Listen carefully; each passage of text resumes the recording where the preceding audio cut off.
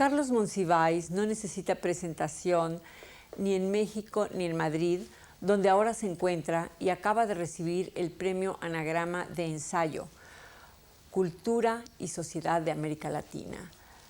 Carlos Monsiváis, ¿cuál sería el presidente ideal para México en el siglo XXI? Me pones ante la tesitura, como se hubiese dicho en el siglo XIX, de imaginarme la idealidad que depende de circunstancias educativas muy afortunadas, de una voluntad política desprovista hasta lo posible de egoísmo y afanes protagónicos, de una inteligencia que no ceda a la tentación de verse en el espejo, etcétera, etcétera.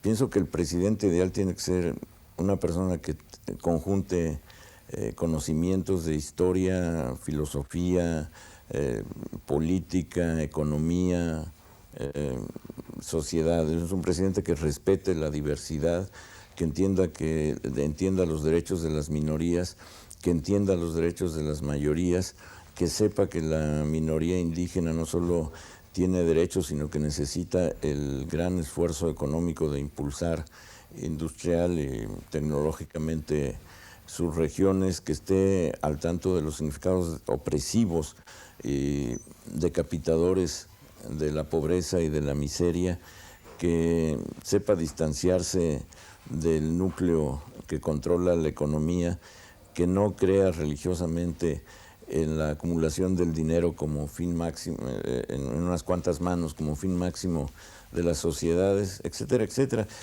Dicho así, atropellada y cuantitativamente, el dibujo puede resultar muy confuso, pero quizás se aclara si digo que el presidente ideal tiene que distanciarse hasta donde le sea posible de los presidentes que hemos tenido.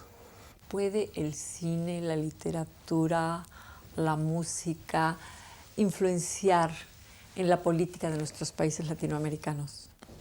De alguna manera sí, de maneras no perceptibles, de maneras no deterministas, ni mucho menos, pero estoy seguro que un retrato del dictador en el cine hace consciente a los espectadores, aunque en el momento no lo registran así, de cuán ridículo y cuán grotesco es una figura, y cuán grotesca es una figura dictatorial. La música tiende a flexibilizar el ánimo, lo que contrasta con la rigidez de las formas autoritarias. La literatura te provee de ejemplos continuos de un enriquecimiento espiritual que está muy lejos del empobrecimiento sistemático a que lleva la política, si no de un modo directo y determinista, sí de un modo indirecto y muy flexibilizador del ánimo social.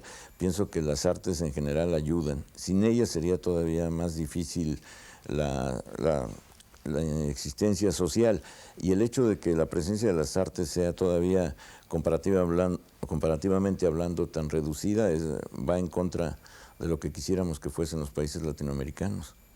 ¿Por qué podemos en un extremo identificarnos con Rubén Darío, con Pablo Neruda, y en el otro extremo con Cantinflas o con Celia Cruz? Bueno, no me parece que sean contradictorios. Cantinflas fue un hallazgo verbal extraordinario en toda su primera etapa. Cantinflas fue la gran trampa verbal en la que iban cayendo sus interlocutores, la sociedad entera, las solemnidades, el lenguaje mismo, el propio Cantinflas. Cantinflas fue extraordinario. Celia Cruz es una cantante absolutamente portentosa. No son lo mismo, desde luego funcionan en esferas muy opuestas o distantes, pero si pienso en Cantinflas, en Celia Cruz, en Borges, en Neruda, en Rubén Darío, estoy pensando en grandes niveles, en grandes niveles de culminación del arte. Entonces no me parece que sean extremos. Si son extremos si me dices Borges y Perón, son extremos si me dices Juan Vicente Gómez y Rómulo Gallegos, pero no... No, hablaba de extremos culturales. Pero son extremos culturales hasta cierto punto, porque si tú ves hasta qué punto el cantinflismo ha ayudado a percibir la lógica del idioma, verás que en ese sentido fue extraordinariamente útil. Cuando alguien habla para no decir, ya entra en una categoría establecida por Cantinflas, y esa es una aportación histórica y genial de Cantinflas. La música caribeña transmitida por Celia Cruz es una experiencia sensorial de primer orden, no comparable con lo que significa Residencia en la Tierra o Tercera Residencia o el canto general, pero sí en su dominio igualmente perfecta. ¿Cómo te identificas con el pueblo español ahora que estás en Madrid y que te han recibido con los brazos abiertos y con grandes homenajes? Bueno, pequeños homenajes y unos cuantos brazos abiertos, que me parece más que suficiente, y desde luego, como se debe decir, no lo merezco.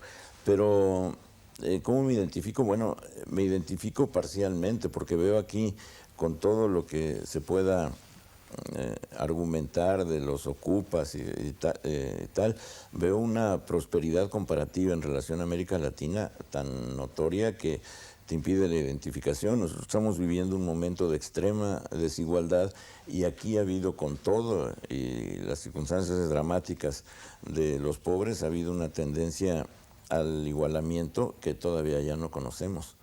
Entonces uno se identifica con España necesariamente porque de ahí viene la lengua, de ahí viene la gran literatura formativa de un periodo, viene toda la experiencia negativa que se ha transformado en un impresionante, recuerdo, una impresionante asimilación positiva de lo que fue la dictadura franquista.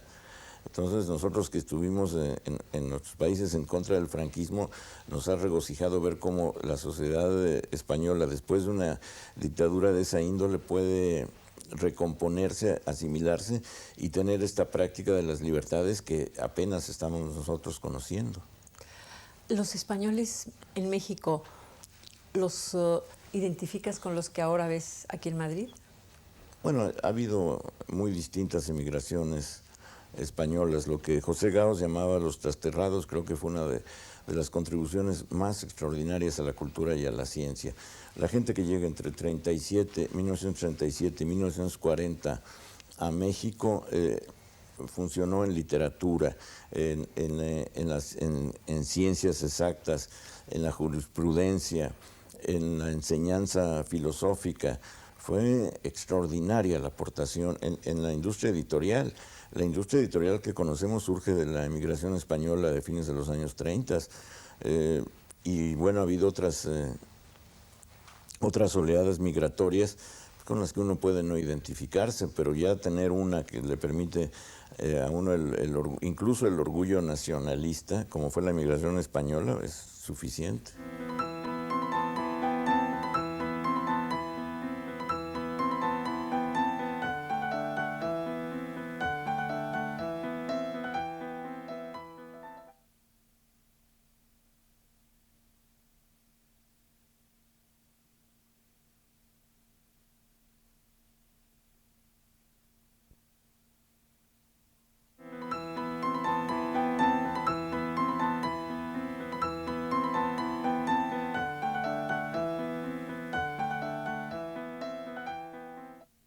¿Cómo transitamos los latinoamericanos de la alta cultura a la cultura popular?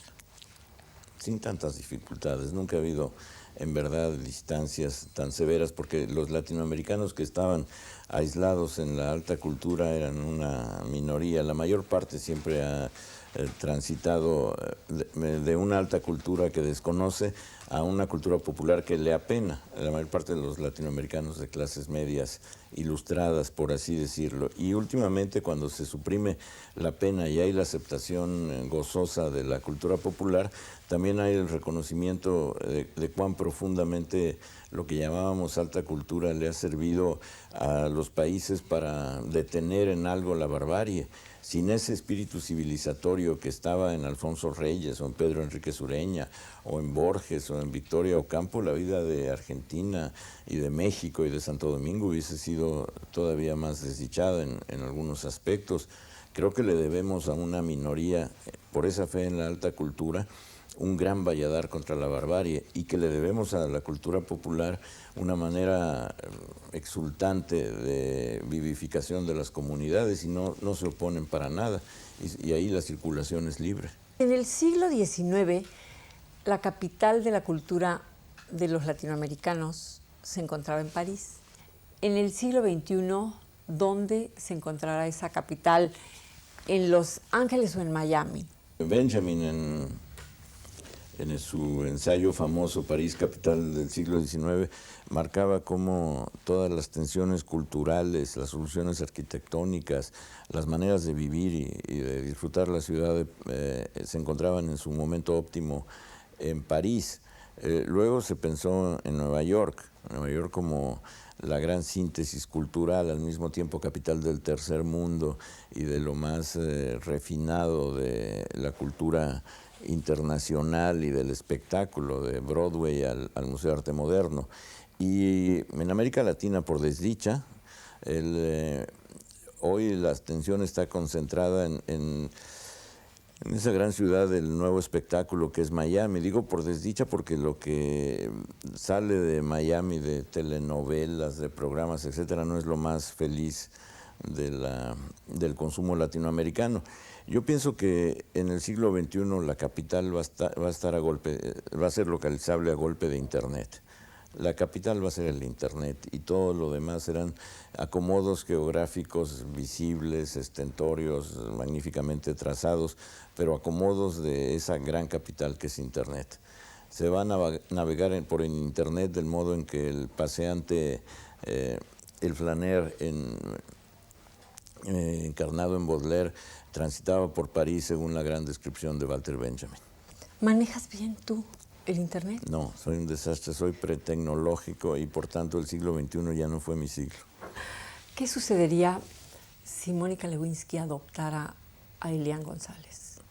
Esa es una pregunta terrible porque implicaría la frustración de dos comunidades, la cubana en Estados Unidos y la cubana en Cuba. Implicaría además los riesgos de una seducción, de un lolito que no está previsto en el panorama, y sobre todo implicaría, y eso sí es lo más grave, la fusión de dos celebridades. Las celebridades tienen que permanecer aisladas. ¿Para qué juntas a Mónica Lewinsky, una celebridad por sí misma? La mujer que puso a circular el término sexo oral en América Latina como nunca antes. No se hablaba de sexo oral, no se imprimía el término. Ahora ya es de uso común. Una reunión de dignatarios donde no se hable de sexo oral ya resulta una reunión frustrada. ¿Y para qué compaginar a Mónica Lewinsky, esa introductora de un término prohibido al vocabulario común, con el niño Elian, que es, como lo ha probado García Márquez, uno de los hechos simbólicos más extraordinarios de los últimos años? La batalla simbólica en torno a Elian yo creo que no se daba desde el Arca de Noé, algo así. Entonces me parece que no son compaginables porque dos famas no coexisten con esa intensidad. ¿Cómo puede resistir la diversidad cultural a las formas de censura y de persecución política? No puede, en el sentido propositivo de alcance de masas. Sí puede, como pudo durante la peor etapa stalinista en la Unión Soviética o en los países del este, como pudo en Estados Unidos durante el macartismo, como ha podido en los países latinoamericanos. Siempre hay una vitalidad del pensamiento y de la creación artística. Pensar en Mandelstam escribiendo a sabiendas de que no iba a publicar, de que estaba condenado, etcétera, pero persistiendo simplemente por el amor a la literatura es extraordinario, como muchísimos otros ejemplos, Bulgakov, o pensar en el pastor Martin Niemöller escribiendo un tratado teológico sabiendo que el nazismo lo iba a exterminar a plazo fijo. Todo esto es muy alentador, te prueba cómo persiste la creación y el pensamiento pese a la dictadura más atroz. Y el problema es si eso puede alcanzar a las masas, si la censura alcanza a las masas. Piensa que la censura efectivamente detuvo el desarrollo de las sociedades latinoamericanas por mucho tiempo, al obligarlas a consumir banalidades permitidas por el nihil obstat eclesiástico. La basura que pasó como cine y como literatura, porque era permitida, es increíble. La censura no puede evitar la creación artística, pero sí puede evitar que una mayoría entre en contacto con grandes productos que le ayuden a una reflexión madura y a un entendimiento ya muy civilizado de lo que es el arte y de lo que es la creación literaria. Ahora, yo siento que la censura está en general derrotada, que la censura que hemos conocido ya es cuestión de la historia, que la censura que se da ahora se da a través de la moda del consumo. No es una censura directa de prohibir, sino es una censura indirecta de solo auspiciar productos francamente deleznables. ¿Qué productos somos los latinoamericanos? No sé, es una fábrica tan dispar, tan compleja, tan simplificada en algunos aspectos, que lo que produce, aparte de latinoamericanos, es una serie de soluciones a enigmas no propuestos y de enigmas cuyo único lenguaje racional tendrán que encontrarse a través de la vida democrática. Los latinoamericanos que hemos conocido también son ya en este momento una especie afortunadamente en vías de extinción, porque los latinoamericanos que vienen serán producto por fuerza de sociedades democráticas, y eso ya dará otra perspectiva, otro tono de convivencia y otro lenguaje público. ¿Y qué productos somos los latinoamericanos en el mercado de la globalización? No el producto más en auge. En este sentido, esta frase que tanto oyes de serás verdaderamente desdichado cuando ya nadie te explote.